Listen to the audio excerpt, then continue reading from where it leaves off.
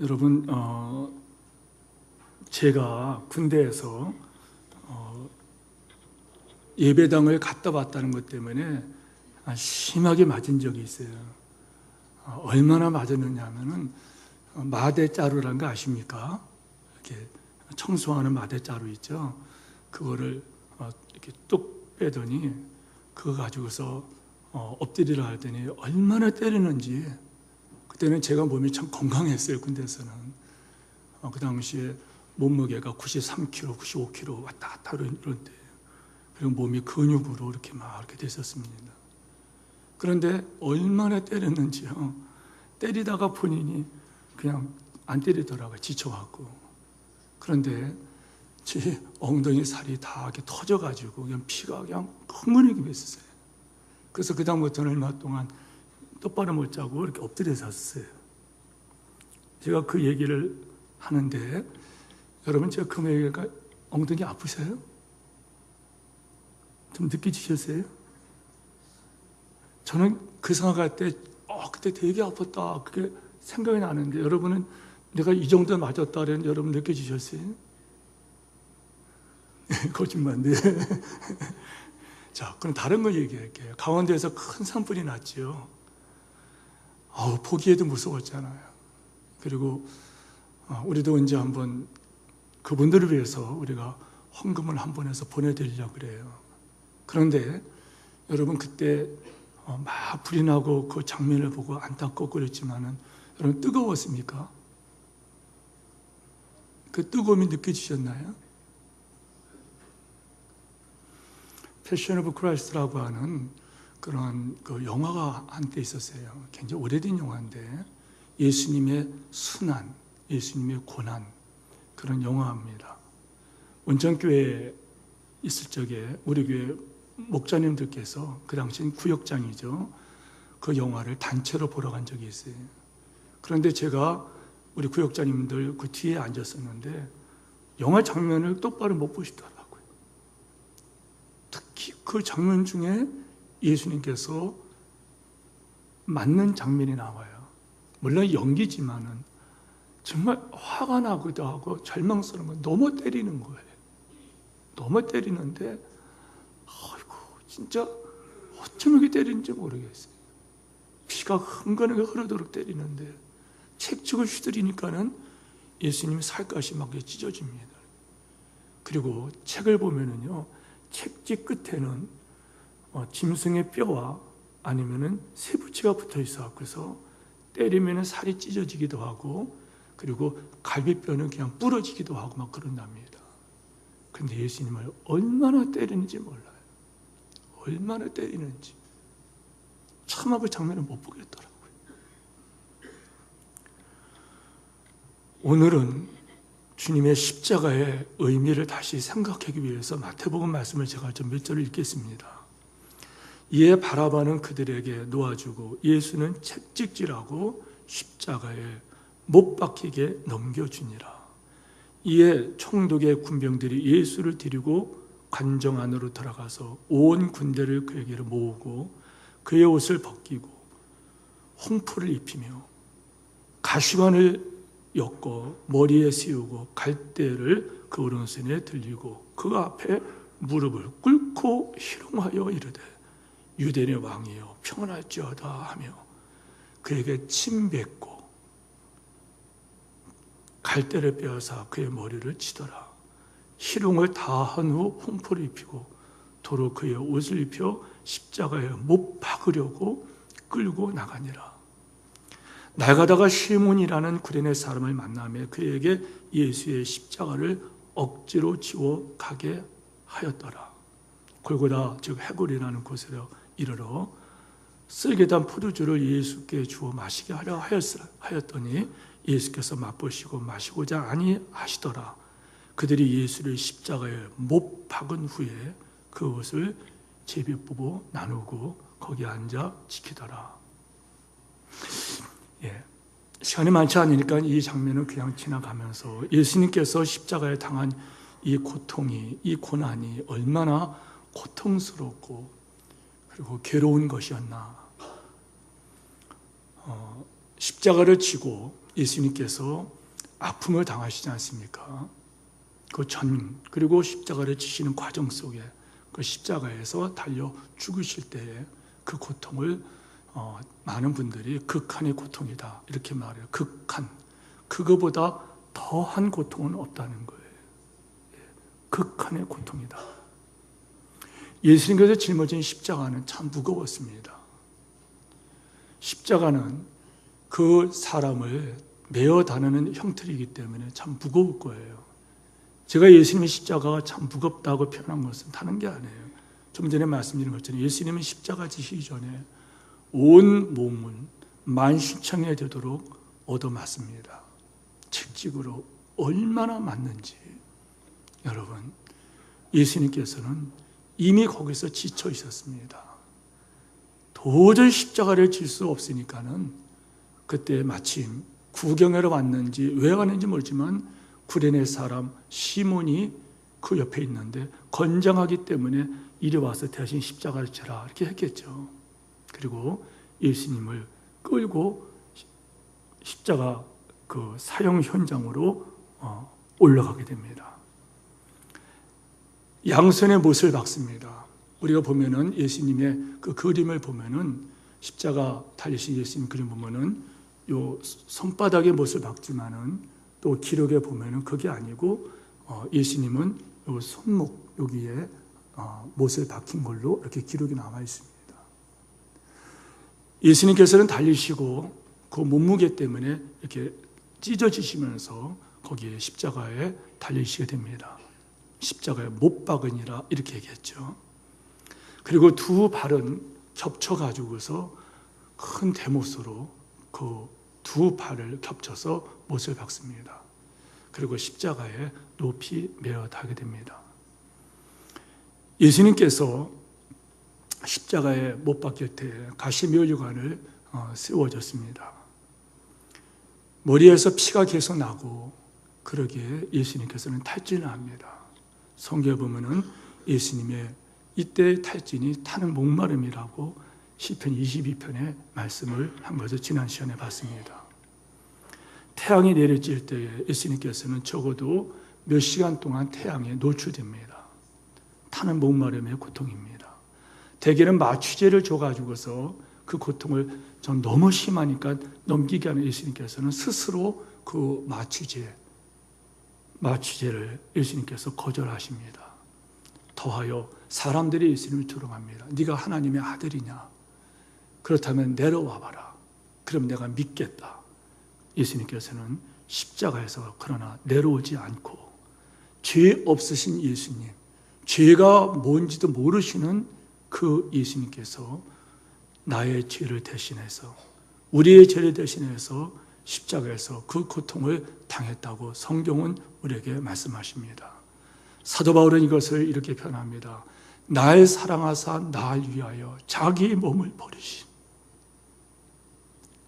나를 사랑하사 나를 위하여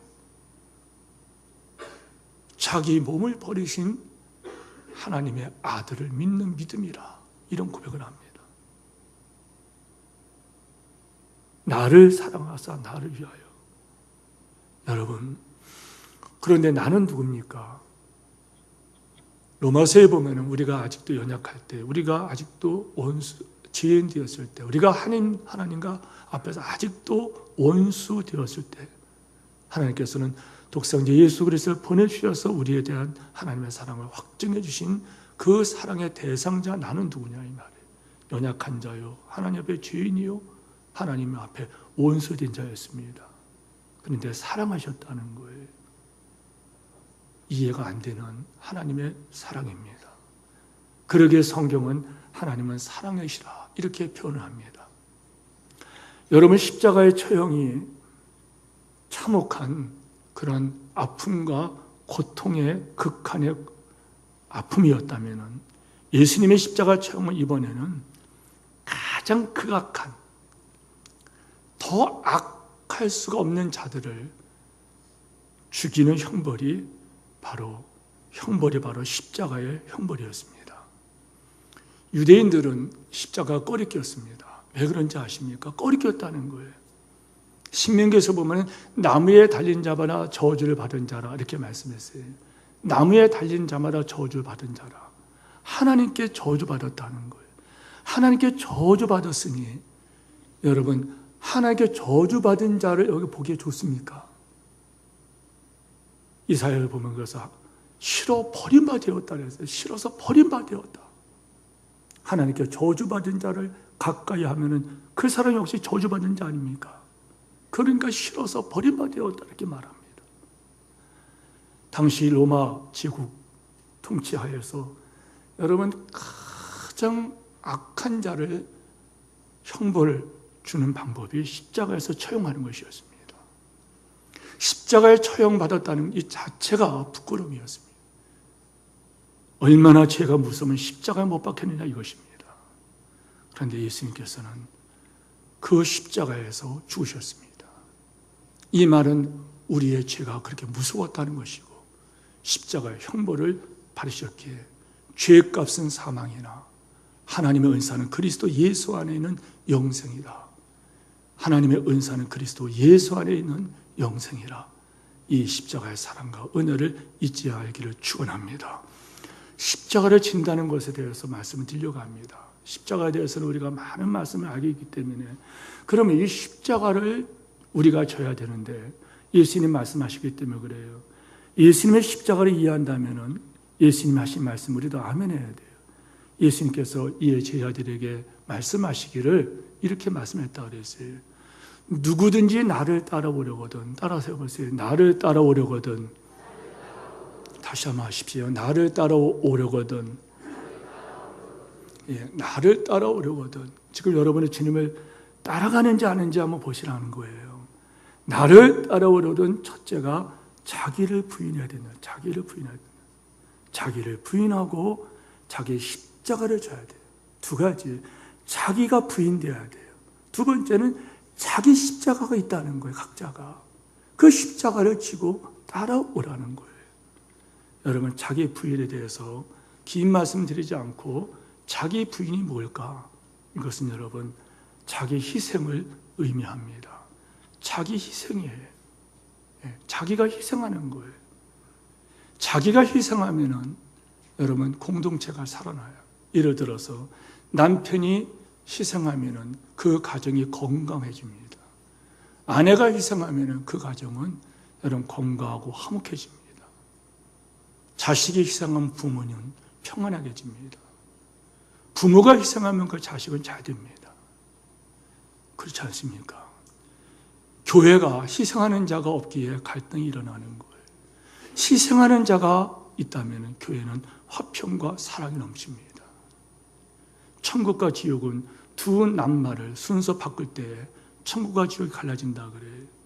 그것은 바로 나와 너라는 이 단어입니다. 나와 너와 이 단어를 바르게 쓸 때, 바르게 쓰지 못할 때 여러분 천국과 지옥은 나눠진다는 것입니다. 내가 잘못했다는 곳에는 천국이 있고 네가 잘못했다는 곳에는 지옥입니다. 적용해 보십시오. 여러분 가정에서 내가 잘못했다. 내가 잘못했다. 내 허물이다. 내가 좀 더 노력하겠다. 내가 좀 더 애를 써보겠다. 이럴 때 거기는 가정의 천국입니다. 네가 잘못했다. 너 때문이다. 한번 해보십시오. 그 가정이 어떻게 견디겠습니까? 내가 잘못했다는 곳에는 성령이 역사하십니다. 아니 성령이 역사하는 곳에는 늘 내가 잘못했답니다. 집사님 제가 기도 못한 결과예요. 권사님 제가 더 기도하겠습니다. 걱정하지 마세요. 제가 기도할게요. 내가 기도하지 못한 이유입니다. 목원들에게 말합니다. 죄송합니다. 목자로서 기도하지 못했습니다. 성도들에게 말합니다. 성도는 미안합니다. 목사가 기도하지 못한 까닭입니다. 이렇게 말합니다. 그러나 네가 잘못했다는 현장을 보십시오. 여러분, 잘못을 내게 돌리는 삶이 자기를 부인하는 것으로 한번 적용하면서 여러분 가정을 보세요. 로마서 4장 25절 말씀입니다. 예수는 우리가 범죄한 것 때문에 내어짐이 되고 우리가 범죄한 것 때문에 예수님이 내어짐이 됐다는 거예요. 예수님이 뭘 잘못했습니까? 죄를 알지도 못하는 분이에요. 죄가 없는 정도가 아니라 죄가 뭔지도 모르는 분이십니다. 그런데 예수님께서 우리 범죄함 때문에 예수님께서 내어주심이 되었다는 거예요. 여러분, 자기 부인은 자기 희생입니다. 고난주일에, 고난주간에 여러분이 자기 희생을 하고 있는지 없는지, 주님 때문에 주님의 말씀을 이루기 위해서 자기 희생을 했다 그러면 주님을 따라가는 분들이고, 희생한 만큼만 주님 따라간 것을 점검해 보시기 바랍니다. 두 번째, 십자가를 진다는 것은 여러분, 예수님께서 말씀하신 이 말씀을 읽어드리겠습니다. 내 아버지여 만일 할만하시거든. 마태복음 26장 39절 말씀에 내 아버지여 만일 할 수만 있다면 이 십자가를 안 지게 해주시기 바랍니다. 이 자녀들에게서 좀 지나가게 없어서. 그러나 나의 원대로 마옵시고 아버지의 뜻대로 이루어지기를 원합니다. 무슨 말인가요? 십자가를 진다는 것은 이 세상에 있는 모든 것을 다 포기하고 다 주님께 맡기는 것이 십자가를 지는 거예요. 우리 모두 아멘 하시기 바랍니다. 예수님께 나의 모든 것을 다 맡긴다는 것. 예수님께서 우리를 위해서 모든 걸 포기하고 아버지께 맡긴 것처럼 십자가를 진다는 것은 그냥 마지막 길에 마지막 십자가 지고 여러분 다시 돌아왔습니까? 아니에요. 십자가는 마지막입니다. 모든 것 완전하게 포기하는 거예요. 다시 말하면 모든 것을 아버지 하나님께 맡기는 거예요. 세상과 세상에 있는 모든 것들, 모든 정욕과 욕심을 다 포기하는 거예요. 맡기지 않으면 십자가 지지 못하는 거예요. 다시 말하면 여러분이 지금 얼마나 포기되었고 주님 때문에 얼마나 여러분이 지금 맡겨졌는지 그만큼 십자가가 지고 있다는 것을 적용해 보십시오. 세 번째, 십자가를 진다는 것은 여러분, 이것은 이미 말씀드렸지만은 교회를 위해서, 아니 하나님의 뜻을 드러나게 하기 위하여, 하나님의 소원을 풀어드리기 위해서 이것은 자기 희생을 말하는 거예요. 자기 희생. 십자가를 지고 나를 따르라. 그런데 희생하지 않게 최영기 목사님 같은 분은 이런 표현을 쓰셨어요. 희생이 없는 헌신은 취미생활이다. 희생하지 않는 믿음생활, 그거 취미생활이에요. 가짜입니다. 믿음생활은 예수를 믿는다는 것은 희생하는 거예요. 왜요? 우리 주님은 희생하신 분이에요. 제가 우리 유학래 집사님을 그리워하고, 공간은 떨어져 있고 하지만은 때로는 기도 제목을 함께 나누려고 하는 건 다른 게 아니에요. 우리 유학래 집사님은 희생한 분이에요. 제가 알아요. 희생한 분입니다. 우리 유학래 집사님과 더불어서 우리 교회에서 남아있어서 지금 교회에서 애쓰고 힘쓰는 분들, 그때 함께 청년부를 지난 분들은 정말 희생했어요. 정말 희생했습니다. 생각해봐도 그럴 수가 없어요. 어떻게 그렇게 합니까? 지하방에서 그 추운 겨울을 지날 때 전기가 얼마나 들어요? 전기 장판이 얼마나 들어요? 그런데 전기장판을 일부러 빼고 해서 전기가 들어갈까봐, 전기세 나올까봐. 그리고 나서 새벽에 일어나고 청소하고 예배 준비하고 예배 드리고 학교 가서 공부하고 또 하루에 몇 번씩 교회 돌보고 또 저녁에 와서 저녁 기도 준비하고 이렇게 몇 년 동안을 봉사하신 분들이에요. 제가 가끔 우리 온천교회 성도들에게 고마운 마음을 표현하는 것은 희생한 분들이 희생하기 때문에 희생을 했어요. 희생을 했기 때문에 귀하다는 거예요. 주님을 위해서 희생했어요. 몸의 희생과 물질의 희생과 시간을 드려야 된다는. 집사님 새벽기도 나오세요. 몸이 피곤해서요. 그분이 피곤하면 저 같은 사람은 죽어야 됩니다. 시간이 없다. 그분이 시간이 없다 그러면요, 다른 분들은 다 여러분 직장생활 그만두고 새벽기도 나오는 분들이 안 해요. 그럼에도 불구하고 새벽기도 나오시는 거예요. 그럼에도 불구하고 봉사하시는 거예요. 어제 우리 선교사님과 어디를 가는 길에 어느 집사님이 지나가다가 어느 목자님이십니다. 목사님 안녕하십니까? 인사를 먼저 하세요. 웬일이세요? 교회를 이 동네에 사는 분이 아니십니다. 세종시에 사는 분이에요. 그런데 웬일이십니까? 예, 교회에 할 일이 있어 왔습니다. 뭐 하시나 봐요. 나중에 보니까는 교회 주방에 와서 앞치마를 두르고 청소를 하고 짐을 내놓고 교회 전체를 돌보시고 나중에 오후에 가시는 거 봤어요. 그게 바로 시간을 드리는 거 아닙니까? 몸을 드리는 거 아닙니까? 오카노 목사님이 그렇게 말씀했어요. 절기 헌금을 드릴 적에, 절기 헌금을 우리가 언제 드리나요? 맥주 헌금을 드리지 않습니까? 추수 헌금을 드립니다. 우리가 그러면 언제 드리나요? 여러분, 부활주일에 드리지 않나요? 성탄절에 드리지 않나요? 이 네 번의 헌금을 드릴 때 10월지를 드리면서 청지기 삶을 고백하지 못한 사람들은 어쩌면 신앙이 가짜인지 모른다. 저는 그런 말씀을 하셨어요. 물질을 주 앞에 드리는 게 헌금 아닙니까? 몸을 드리면 헌신이 아닙니까? 시간을 드려야 되는 것입니다. 의식하고 못하건 간에 여러분 벌써 우리가 4월 14일을 지나고 있어요. 무슨 말인가요? 우리가 주어진 시간은 내 것이 아닙니다. 주님께서 맡겨주신 거예요. 출장 인생 중에 여러분 언젠가 계산할 것입니다. 요즘 새벽마다 요나를 보죠.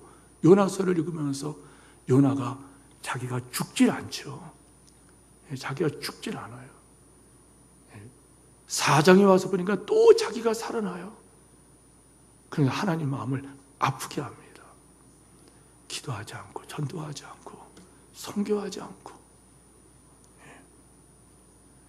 교회 여러 봉사에서 헌신하지 않는다. 희생하지 않는다. 주님을 십자가를 지지 않는 것입니다. 주님은 십자가를 지라 그랬어요. 네 번째, 십자가 진다는 것은 여러분 나를 사랑하신 나를 위하여 자기 몸을 버리신 하나님의 아들을 믿는 그 믿음 때문에 끝까지 인내하는 거예요. 아멘 하시기 바랍니다. 인내할 때에 여러분 우리를 방해하는 요소 중에 뭐냐 하면은 원망입니다. 원망. 너 때문에, 환경 때문에 이렇게 원망합니다. 죄송한 말이지만 우리 유학렬 집사님, 저 양반 가정 환경이 좋지 않았어요. 제가 알아요. 어머니 아버지 그 관계도, 경제적인 관계도 굉장히 어려웠어요. 동생도 힘들었어요. 그런데 그때마다 원망하지 않았어요. 기도 부탁하고 목사님 기도해 주세요. 나는 다시 일어날 거라고. 몸부림을 쳤습니다.